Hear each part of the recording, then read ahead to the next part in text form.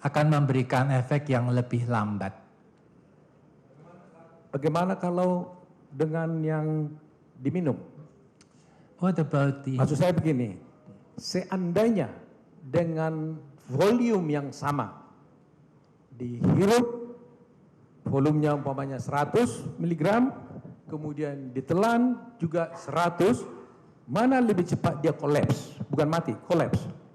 Okay, let's say the amount of cyanide is 100 milligram. One is inhaled, the other one is ingested. Which one would induce collapse faster? Definitely inhalation. Inhalation. Yang jelas sekali kalau dihirup itu lebih cepat. Tadi artikel yang saudara sampaikan, dikatakan di sana, kalau diminum, itu lebih kurang paling cepatnya adalah 30 menit. Saya salah menafsirkan atau bagaimana? Coba jelaskan kembali. You cited in the article that when the toxin is ingested, the victim would collapse after 30 minutes. Is that true, or please give us the article some states, explanation? Artikel tersebut menyatakan clinical symptoms gejala-gejala klinis will arise roughly after 30 minutes. Akan muncul kira-kira sekitar setelah 30 menit. Jadi klinis, ciri-ciri klinis yang minum cyanida akan muncul lebih kurang setengah 30 menit. So clinical symptoms due to the ingestion of cyanide would appear after 30 minutes more or less. Yes. Ya. Ya. Kalau ada seseorang umpamanya, kalau begitu kita lihat, minum cyanida kemudian langsung kolapsnya 5 menit, apakah juga itu bisa dikatakan indikasinya karena cyanida? If a person ingests cyanide and within 5 minutes he or she collapses, could it be referred to as could it be concluded that that this is because that the person's collapse is due to cyanide? We will probably have to do an examination to confirm. We cannot confirm based on the clinical circumstances. Kita harus melakukan pemeriksaan examination because kita tidak bisa hanya melihat dari sisi klinis saja. Tetapi saudara mengatakan ciri-cirinya itu baru muncul 30 menit. But you said that the symptoms would appear after 30 minutes. Yes, and because of that, I cannot confirm that it's due to cyanide. Ya, dan oleh karena itu saya tidak dapat mengkonfirmasikan, tidak dapat memberikan konfirmasi bahwa apabila bahwa itu diakibatkan oleh cyanida kalau kolaps hanya dalam waktu 5 menit. Oh begitu. Coba saudara coba lihat putar dulu yang Mirna itu.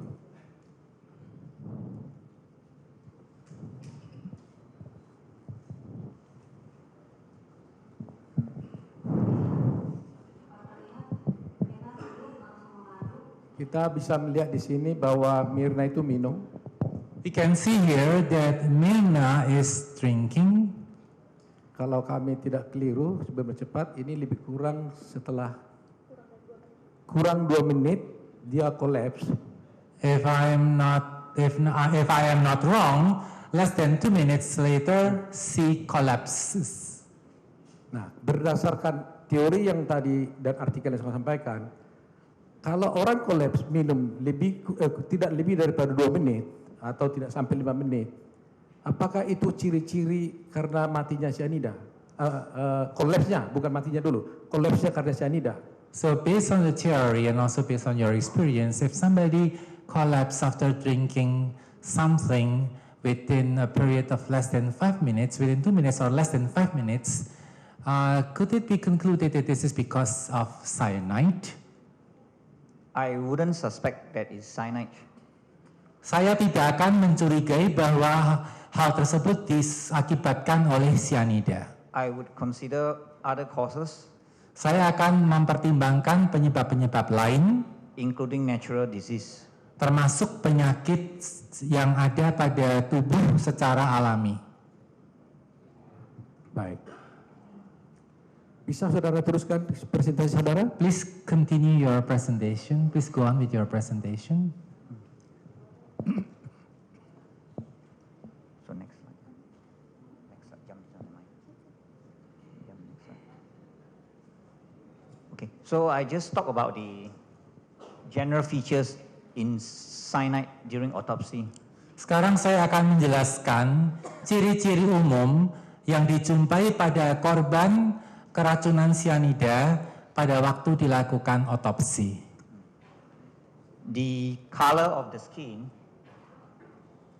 Warna kulit will be bright red. menjadi merah terang. Because cyanide is a partial corrosive, Karena cyanida bersifat korosif, there will be erosion of the stomach. maka akan terjadi pengikisan pada lapisan lambung. And if we look under the microscope of the stomach lining, Dan kalau kita melihat lapisan lambung di bawah mikroskop, they show a particular feature akan tampak ciri-ciri tertentu known as basal cell vacuolation. yang disebut dengan istilah vakuolasi sel basal. Can we turn to the next slide? This is a feature Ini adalah ciri-ciri as illustrated in a journal. sebagaimana diilustrasikan di jurnal. Can I have a pointer, please?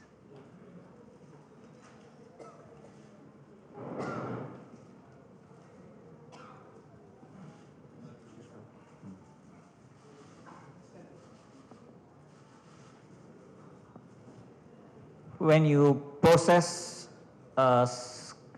tissue into a slide, in a glass slide, When you process a tissue into a glass slide, into a glass, into a glass slide, glass slide. slide. Ketika Anda memproses jaringan tubuh dalam suatu slide glass. Glass slide, microscoping slide. Di kaca yang digunakan untuk melihat di bawah mikroskop itu kan ada kaca kotak itu kan. Nah, kalau kita melihatnya di bawah kaca seperti itu di bawah mikroskop dengan kaca seperti itu di bawah mikroskop, In order to see the cells, maka untuk melihat sel, we use some stains. maka kita akan menggunakan semacam pewarna atau Usually the cells biasanya sel tersebut will be stained. akan berwarna. In cyanide poisoning, Tetapi dalam kasus keracunan cyanida, some of the cells will lose the staining. beberapa dari sel-sel tersebut akan kehilangan pewarnaannya. And this is known as the statement vacuolation. Dan ini dikenal dengan istilah vakuolasi. If you can see, the cells all here has a bit of staining. You can see there's a bit of grayish color in the cytoplasm. Anda bisa melihat di sini, di sel-sel yang ada di sini itu ada sedikit warna seperti abu-abu. Itu yang disebut dengan pewarnaan atau staining. And then some of the cells by the side, like here, if you come to this side, is around all here. Tapi kalau yang sel-sel yang di sebelah sini yang tadi ditunjukkan dengan sinar laser, These cells do not stain. sel-sel itu tidak berwarna, tidak ada pewarnaannya. This appears Ini muncul atau terlihat. has a particular feature Ini merupakan ciri tertentu, ciri khas for cyanide, for erosion caused by cyanide poisoning. Ini merupakan ciri khas dari pengikisan pada lapisan lambung yang diakibatkan oleh keracunan cyanida. Okay, we can go back to the. Saya mau bertanya, apakah ini saudara temukan di dalam pemeriksaan yang telah dilakukan oleh dokumen yang saya serahkan pada saudara? I would like to ask you a question. Did you find this in the documents that I have sent you?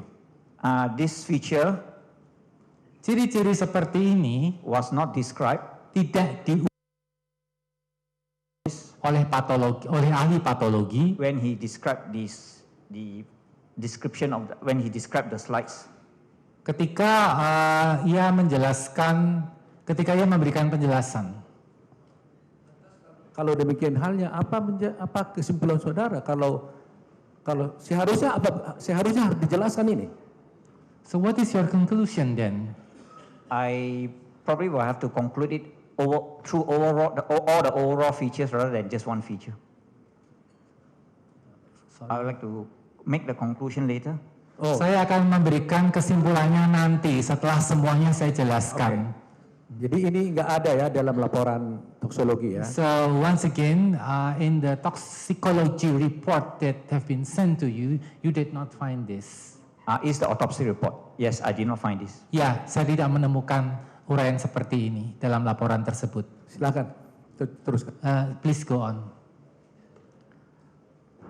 Besides, there is, because when you ingest cyanide salts, Karena ketika seseorang menelan garam sianida, some of the salt will be released beberapa dari garam tersebut akan dilepaskan, as hydrogen cyanide, akan terlepas sebagai hidrogen sianida, which is the toxic gas we are talking about. yang merupakan gas beracun yang tadi sudah kita bicarakan. This gas Gas ini is described diuraikan, has been similar to the smell of bitter almonds. gas ini dijelaskan memiliki bau yang mirip atau serupa dengan kacang almond pahit. Although I have to say, Meskipun saya harus mengatakan, not everybody tidak setiap orang can smell this particular smell. dapat mencium bau khusus ini. So all the findings, Jadi semua temuan ini the bright red discoloration, yang tadi telah disebutkan, yaitu warna kulit merah terang, erosion of stomach with basal cell vacuolation, pengikisan pada lapisan lambung yang menunjukkan adanya vakuolasi sel basal, and the bitter almond smell dan bau kacang almond pahit was not found in the postmortem report. tidak dijumpai atau tidak dijumpai dalam laporan postmortem atau laporan pasca kematian. If a person die from cyanide, Apabila seseorang meninggal dunia karena sianida, we expect kami mengharapkan, cyanide to be positive maka tentunya diharapkan bahwa hasil pemeriksaan sianida akan menunjukkan hasil positif in the blood di dalam darah and internal organs. dan juga di dalam organ tubuh bagian dalam. This is because Ini dikarenakan in order for cyanide to take effect, agar sianida dapat berefek it has to enter into the system. atau dapat menunjukkan efeknya, maka sianida tersebut harus terlebih dahulu masuk menjalar ke seluruh tubuh. If a person has died from oral ingestion, Apabila seseorang meninggal karena menelan sianida, the level of cyanide maka tingkat sianida in the stomach yang ada di dalam lambung will be expected to be very high. dapat diharapkan akan menjadi sangat tinggi. Okay, next. Okay, so this is just the general overall. Ini adalah hal-hal yang bersifat umum secara keseluruhan. And now we talk about the autopsy examination. Jadi tadi itu adalah hal yang bersifat umum. Sekarang kita akan membahas tentang pemeriksaan otopsi. Sebelum ke otopsi, saya mau tanya, Di dalam pemeriksaan tadi sini ada juga ditemukan dalam hati cyanida. So yeah, before you go on to autopsy examination, I would like to ask you, as during the examination here, did you find any traces of cyanide in the liver? I think the toxicology report says that there was no cyanide detected. Tidak ada ya. Dari laporan toksikologi menyebutkan tidak ada Tidak ada. di liver atau hati, tidak ada. Go ahead. Silahkan, please go on. The first thing before we do an autopsy Hal pertama yang perlu dilakukan sebelum kita melakukan otopsi, especially in a person apabila terutama pada orang who was previously healthy yang sebelumnya sehat-sehat saja and then collapsed suddenly, dan tiba-tiba tidak sadarkan diri, we have to consider several causes. maka kita harus mempertimbangkan kemungkinan penyebab-penyebab yang ada. First and foremost, Pertama-tama dan yang terutama, I would consider natural disease. saya akan mempertimbangkan penyakit yang terjadi secara alami sebagai penyebabnya. Like pathology or abnormality, Seperti misalnya penyakit yang bersifat patologis atau anomalitas in the brain, lung, heart, yang terjadi pada otak, paru-paru, jantung, and also a few rare causes. dan juga beberapa penyebab-penyebab lainnya yang langka atau jarang terjadi. I will also consider Saya juga akan mempertimbangkan poisoning kemungkinan terjadinya keracunan as a cause of death. sebagai penyebab kematian. So in order to find the cause of death, Jadi, untuk menemukan penyebab kematian, an autopsy should be performed harus dilakukan otopsi to confirm untuk mengkonfirmasikan or rule out atau mengesampingkan the causes of death penyebab kematian and a full toxicology analysis dan analisis toksikologi secara lengkap dan menyeluruh should be performed. harus dilakukan.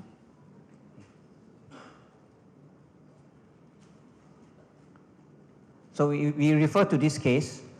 Sekarang kita akan mengacu pada kasus ini. There was no autopsy performed. Di dalam kasus ini tidak dilakukan otopsi. Because of that, Dan oleh karena itu, a natural cause of death maka penyebab kematian alami cannot be ruled out. tidak dapat dikesampingkan. The findings typically described in cyanide poisoning Temuan-temuan khas keracunan sianida was not described. juga tidak diuraikan. The only examination Satu-satunya pemeriksaan was opening the abdomen adalah dengan membuka perut to collect toxicology specimen, untuk mengambil spesimen toksikologi, that is, yaitu the stomach contents, isi lambung, bowel and liver, kemudian juga empedu dan hati, and urine. dan urin atau air seni. Only the stomach has been opened Yang dibuka hanya perut, and the findings has been described. dan kemudian diuraikan temuan-temuannya. The finding by the pathologist Temuan-temuan yang didapat oleh ahli patologi was that there was erosion in the stomach adalah adanya pengikisan pada lapisan lambung, and this finding is described dan temuan ini dijelaskan